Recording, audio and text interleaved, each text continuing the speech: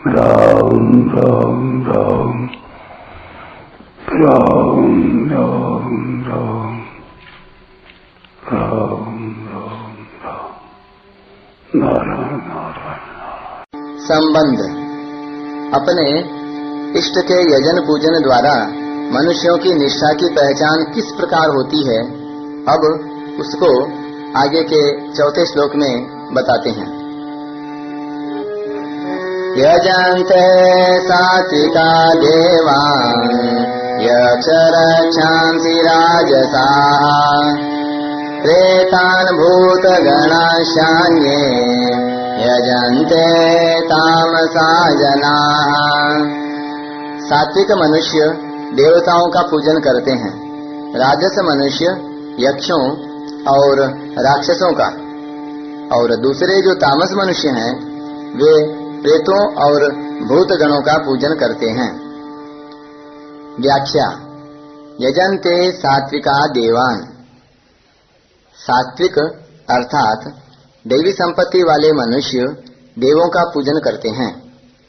यहाँ देवान शब्द से विष्णु, शंकर, गणेश, शक्ति और सूर्य ये 5 ईश्वर कोटि के देवता लेने चाहिए, क्योंकि दैवी संपत्ति में देव शब्द ईश्वर का वाचक है और उसकी संपत्ति अर्थात दैवी संपत्ति मुक्ति देने वाली है। दैवी संपत्ति विमोक्षाय।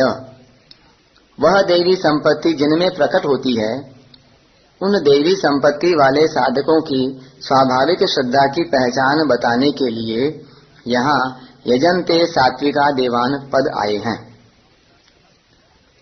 ईश्वर कोटि के देवताओं में भी साधकों की श्रद्धा अलग अलग होती है। किसी की श्रद्धा भगवान विष्णु में होती है, यानी राम कृष्ण आदि में होती है। किसी की भगवान शंकर में होती है, किसी की भगवान गणेश में होती है, किसी की भगवती शक्ति में होती है और किसी की भगवान सूर्य में होती है। ईश्वर के जिस रूप में उनकी स्वाभाविक श्रद्धा होती है, उसी का वे विशेषता से यजन पूजन करते हैं। 12 आदित्य, 8 वसु, 11 रुद्र और 2 अश्विनी कुमार, इन 33 प्रकार के शास्त्रोक्त देवताओं का निष्काम भाव से पूजन करना भी यजन के सात्विका देवान के अंतर्गत मानना चाहिए। यक्ष रक्षांसि राजसाः। राजस मनुष्य यक्षों और राक्षसों का पूजन करते हैं। यक्ष राक्षस भी देव योनि में हैं। यक्षों में धन के संग्रह की मुख्यता होती है और राक्षसों में दूसरों का नाश करने की मुख्यता होती है।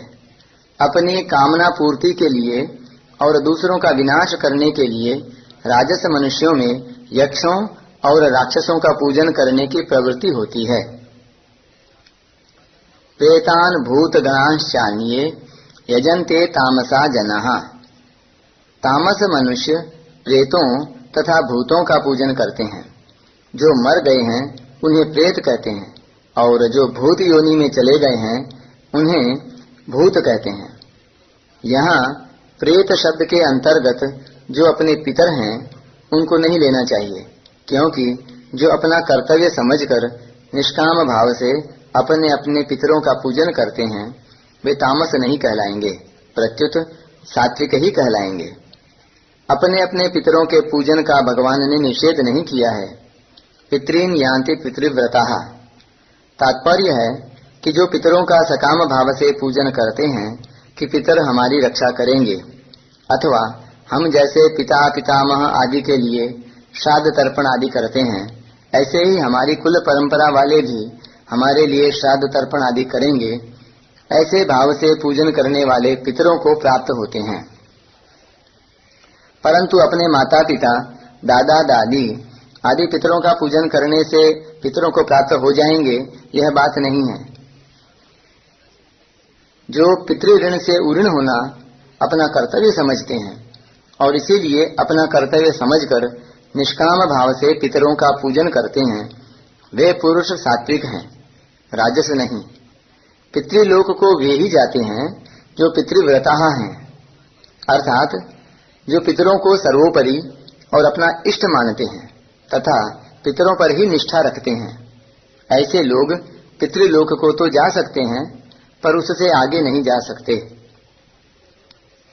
कुत्ते, कौवे आदि को भी जो निष्काम भाव से रोटी देते हैं, शास्त्रों में ऐसा विधान है, उससे उनकी योनि प्राप्त नहीं होती, क्योंकि वह उनका इष्ट नहीं है।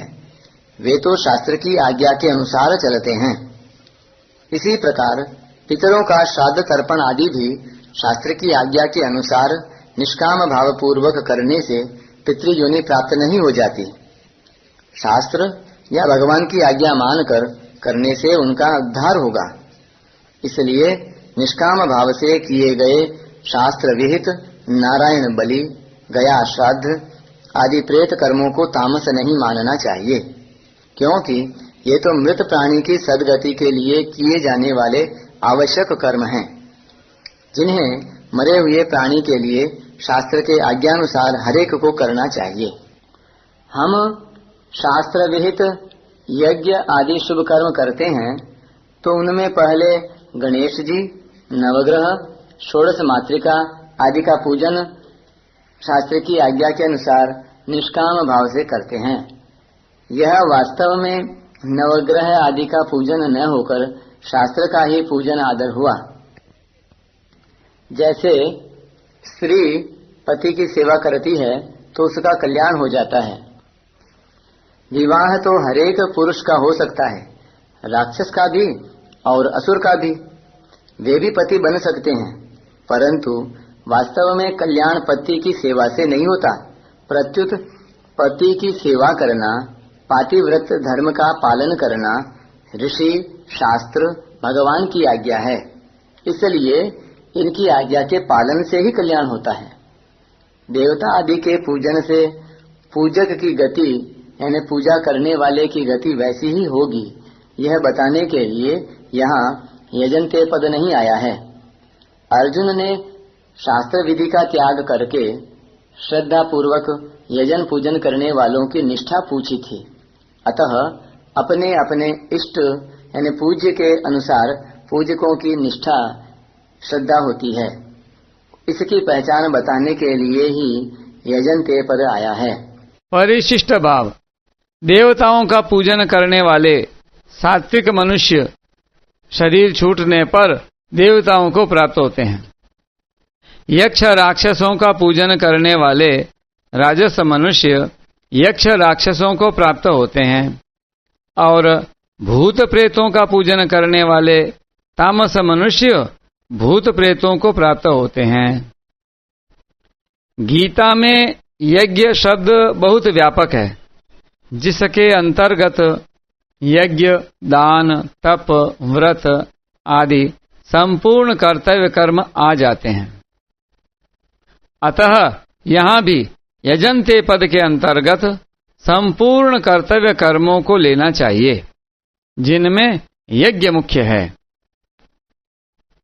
प्रेतान भूत गणांश्चान्ये, हमारे जो पितर हैं वे दूसरों के लिए भूत हैं और दूसरों के जो पितर हैं वे हमारे लिए भूत हैं।